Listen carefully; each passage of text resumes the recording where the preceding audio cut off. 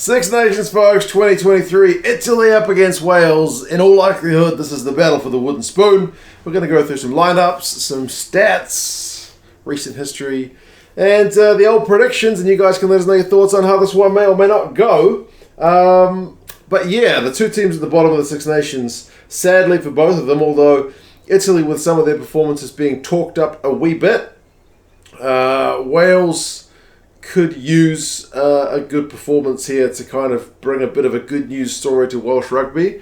But yeah, Warren Gatland is still basically trying to get his ducks in a row, isn't he? So yeah, we'll see how both these sides go. For the Italians, they are the home side for this one, and they've kept things relatively stable. There's one big absentee for this one, which may be kind of a costly one given how much he brings to the side. Fischetti, Nicotera, Ferrari, that's the same front row, so no temptation from Kieran Crowley to kind of switch things up. Riccioni and Zani alongside Bigi. These guys are still on the bench, so this is kind of pretty much same. Cannone and Ruzza, same lock and duo, and I think they've been pretty impressive.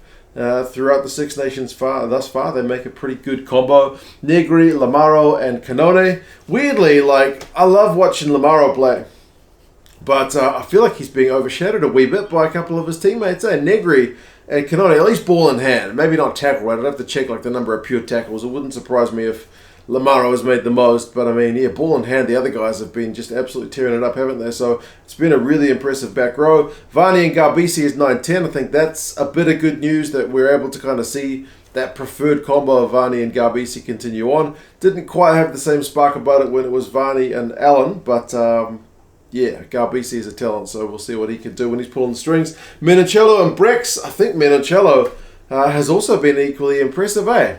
There's a lot of talk about Brex going into the season about what a great year he had last year. But just quietly, I think Menoncello's proving himself to be a bit of a danger man in that 12 jersey. Padovani and Bruno are on the wings. And Tommy Allan has shifted from the bench to fullback in the absence of Capozzo, who's going to miss the next two games, fairly, in the Six Nations. So sadly, he's out. He's a bit of a weapon, is old Capozzo. He's not the biggest guy. He looks, kind of small, but he's real dangerous in terms of just his pure attacking threat, breaking tackles and whatnot. So Allan certainly brings something else to the 15 jersey, maybe a bit more of a kind of double playmakers thing going on. We'll probably see him taking the ball to the line less than what we would have seen from Capozzo. But yeah, Kieran Crowley said that he played 15 against Samoa and played well, and he's recently played 15 for Harlequins. So yeah, we'll see what he can bring to the game at 15. It's certainly a different skill set, so yeah, they'll have to adapt the way they play, will the Italians. Iacchese and Pettinelli plus Zuliani are the forward replacements, just the two backs in Fusco and Morisi. So I guess the Italians trying to beef things up a little bit in terms of their having an extra forward on the bench. I mean, when you're looking at the individuals, I really feel bad that Capozzo's not there. Capozzo's had 20 defenders beaten in the opening 3 rounds, which is second overall. That's how much of an effect we're going to kind of miss from that guy. But when we're looking at the kind of positives for the Italians, the guys who are still there, I mentioned Lorenzo Cannone. He's the second Italian for defenders beaten with 10. So that's half of Capozzo. But for a Lucy to be your second guy, that's not bad. Bruno's got 9. So they do have some attacking threats, but nobody purely beaten tackles quite like Capozzo. Both the Cannone brothers are the top tacklers for the Italians, and Fischetti is one of the top guys for dominant tackles, so that's a pleasing thing that they can build over that. If Fischetti can put in a big hit and then someone else can get over the ball, happy days for the Italians. For the Welsh, they have once again made the most changes. It's the one thing we've seen from Gats thus far, the Six Nations. He's kind of chopping and changing like mad. Every other team is tinkering, injury here, replacement there. Gats is just, chopping and changing multiple guys, 5, 6, 7, 8 guys each round. He's talked about it. He said, this is the plan. We need the young guys to get experience. We need the old guys to get a game, but not kind of hog all the game time. So he's doing what he said he was going to do. It's just sometimes I think a bit harder for them to build a bit of cohesion when there are so many changes. But Wyn Jones, Ken Owens, and Tom Francis, the front row. So Wyn Jones comes back in. I think they wanted to see what he can do at scrum time, basically, is kind of what they said. Adam Beard and Duffy Jenkins are the second row, so Jenkins is up from the bench, taking the spot Allan Jones, who's not in the 23. He's one of those guys that is essentially the senior guys who needs to get game time, but not all the game time. So that's kind of a planned change from Gats. Jack Morgan, Tipuric, and Falatau are the back row, so Jack Morgan's back in. Gats kind of singled him out in his press conference as well, saying that Jack Morgan is basically an additional threat at the breakdown. So he sees that as a bit of an opportunity for Wales at the weekend. So I'm pleased because I reckon Jack Morgan's a real weapon, so I'm glad to see him back on the side. Reese Webb and Owen Williams are the 9-10 combo. So Reese Webb gets his first crack, the number 9 jersey for Wales for a while. He's had a couple of games on the bench for Gats, but now he's getting a chance to run the show. Gats said he wants to see what he can do at this level, which is different from what we always heard from Pivac, which was, we know what he can do. We've seen him before. We want to see something else. So, yeah, good luck to him. He's a bit of a divisive figure, isn't he, old Reese Webb? Some people love him because of the way he attacks, and some people just, not so fan of his, so much of a fan of his distribution. We'll kind of see how he goes. Owen Williams continues on at 10. Dan Bigger, I think they said, had a tight back, so he wasn't going to be considered for this one anyway, so it's a bit more experience for him. Joe Hawkins and Mason Grady continue on at 12 and 13, so it's a really young midfield, and then Rio Dyer, Josh Adams are the wings, and Liam Williams is back at fullback.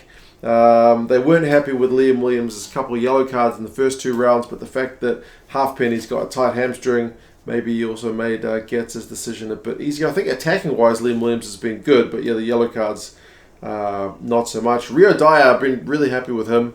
I'm pretty happy to see him back in the 23 after missing the last game. So, like when you look at the stats, he's kind of one of their key performers. I mean, in terms of like run meters, he's the top guy for Wales. Dyer for 2 games, so he's missed 1 game. He's still the top guy for run meters. Falatau's the top tackler. Jack Morgan's the top turnover guy, and all those 3 guys are starting. So I think that's pretty good news. I've been a little bit critical of Hawkins defensively because he's missed 9 tackles in 3 games, but only missed 1 against England. So yeah, that area of the game is certainly improving, and I think they said he's going to cover 10. In case anything happens to old Owen Williams. So we'll see how that goes. The bench, Scott Baldwin comes in, Gareth Thomas, Dylan Lewis. That's your front row replacements. Reece Davis is there. Tommy Reffel, Thomas Williams, George North, and Lewis Rees-Zammit. So no out-and-out 10 replacement. Like I said, it's going to be the likes of a Hawkins who kind of covers there. For Rees-Zammit not starting, they basically said that they considered him for 15, but he's still kind of coming back from injury, so they didn't want to put too many minutes on him. They just wanted to give him kind of like half an hour. Who else did they mention? They mentioned Rio Dyer's work rate. And then, yeah, the fact that Hawkins covers more than just the 12 position. So, yeah, changes. Certainly the order of the day for Wales. Now, stats. You know, I love my stats.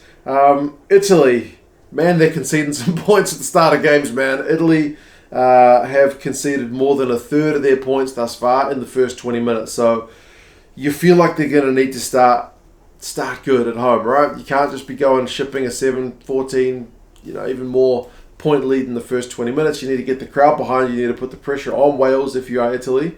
But their good news is their missed tackle count is kind of going down game on game. So it's an area where they've sometimes struggled in the past, where they just missed too many one-on-one tackles, but fingers crossed for them. That is starting to come right. And then their go-forward ball against Ireland looked genuinely good. They were getting some proper meters per carry against what is a really tough Irish defence. So more than 4 meters a carry against them.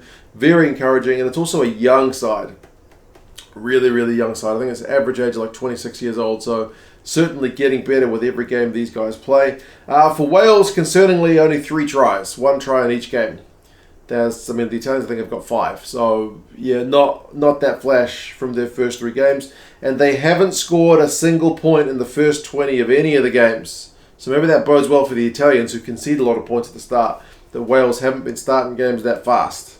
Attacking-wise, Wales have got the fewest clean breaks with 11. For context, England's had 14. Ireland's had 22 at the top. So, yeah. Also, the fewest defenders beaten.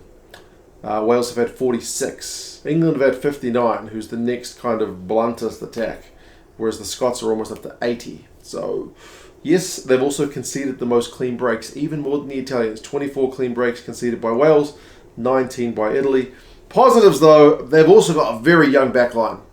very, very young, especially in that last game, and their line-out numbers are getting better game on game. So some kind of positives for Gats going into this one. It's hard to say though because they do change their side up so much. Recent history between the sides, it's 4-1 over the last 5, with Wales having an average win of 35-12. So generally pretty comfortable. There's a 42-0 there, there's a 38-18. Last time they were in Rome it was 48-7.